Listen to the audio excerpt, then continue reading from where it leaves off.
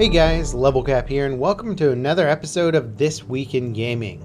PUBG Corp were heavily criticized by players after they announced a $10 SANHOK event pass would be sold as part of the new map's release. This pass was created supposedly in response to players asking for an in-game progression system with guaranteed rewards. It functions in a similar way to Fortnite's Battle Pass. Buying it unlocks extra potential rewards per level, with 30 total levels, while not buying it still rewards players that level up with a smaller set of rewards and for completing missions. Unlike Fortnite's pass though, the event pass can only be purchased with real money. So while buying a battle pass for Fortnite gives you enough V-Bucks to also buy the next season's pass, PUBG's is a one-time purchase that doesn't count towards the next pass. The developers confirmed that the SANHOK event pass is just the first of many such passes coming to PUBG in the future. On its own, the SANHOK event pass doesn't really seem all that bad. It has guaranteed rewards for players regardless of if they buy it or not. It gives all players a chance to unlock exclusive cosmetic items by completing challenges, and for players that wanted something of a progression system, it's at least a step in some direction. The issue, of course, players are having with the pass isn't just one thing. Of the roughly 24 total cosmetic rewards, 7 will only be unlocked temporarily while the pass is active. These 7 items have previously been available in crates. The game has suffered major performance issues for several weeks following patch 13. The in-game crate system contains both locked and unlocked crates, but locked crates are much more common to receive as a drop. Testing for the latest patch hasn't been without its share of technical problems, and the game overall still isn't in a place that most people would call polished or even finished. It would be easy to label the outcry against the SANHOK event pass as reactionary, but it's more like a bubbling over of all the frustrations people have had with PUBG since it left early access last December. In response to the outcry, the developers added 2 additional items that could be unlocked permanently whether you pay for the pass or not. Now, despite losing half its current player base since January, PUBG just reached 50 million copies sold and 400 million total players if you factor in the mobile player base. To celebrate the sales milestone, the game is currently on sale for $20 on PC.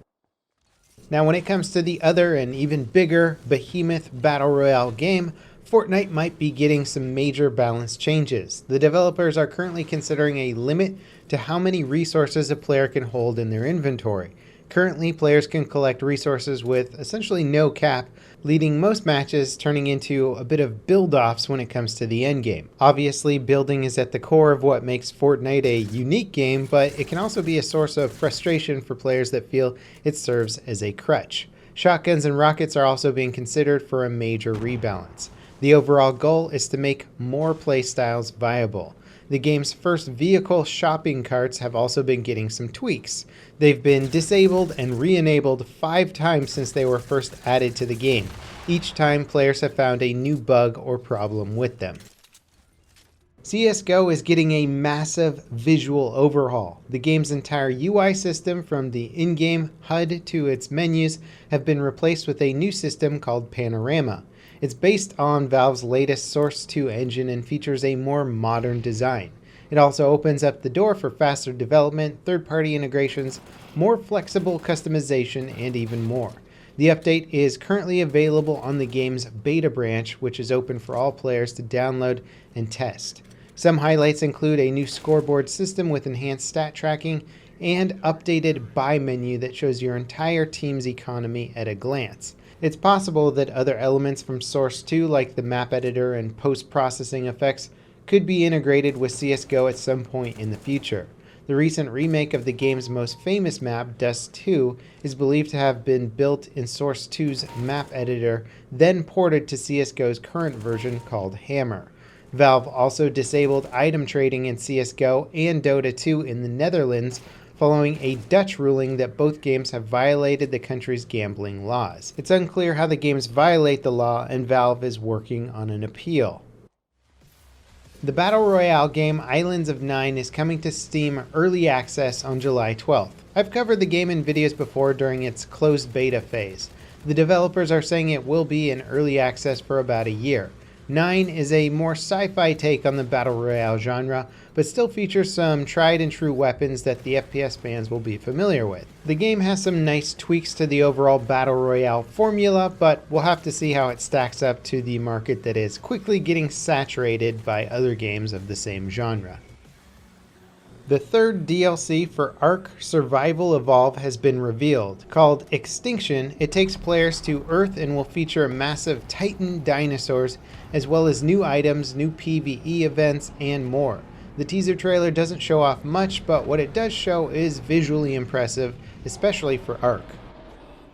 Gears of War 5 is targeting at least 4K 60 FPS on all platforms. The previous game, Gears of War 4, only had options to run at 4K 30 FPS or 1080p 60 FPS on the Xbox One. The game is reportedly being built from the ground up for PC as well. Gears 4 was actually a very well optimized title on both console and PC, with the PC version supporting a number of solid graphical options that really made it feel like a proper PC game. Unfortunately, the only way to buy it on PC is through the Microsoft Store, which is less than ideal. Fallout 76's E3 reveal was quickly followed with concerns that players would be nuking each other into oblivion. The game will be the first shared world style game in the franchise, complete with online co-op, PvE, and PvP combat. Part of the PvP content are nukes that players can find and launch. Bethesda has since clarified that they will be very hard to launch, can't be used to target individual players, and will be very easy to avoid. Dropping a nuke will turn an affected area into a high-level PvE area with more valuable loot and stronger enemies. The upcoming multiplayer first-person shooter called World War III will be playable at Gamescom this year in August. New screenshots were released of the game to coincide with the announcement. They look heavily stylized, especially compared with the game's reveal trailer. PC requirements for Resident Evil 2 Remake have been announced. The game is due out in January and seems like it will run on relatively modest hardware. Visually, the game isn't on the same level as the latest game in the franchise, Resident Evil 7, but it is still a dramatic upgrade from the original version of the game. It's definitely a total remake and not just a remaster. Minecraft now supports cross-play between PC, mobile, Switch, and Xbox hardware. The PlayStation 4 is noticeably absent from the list. Sony has come under heavy fire lately for blocking cross-play in games on their platform. Speculation from former Sony employees and executives makes it sound like Sony is blocking cross-play over money. Whatever the reason is, it's unfortunate for the PlayStation player base.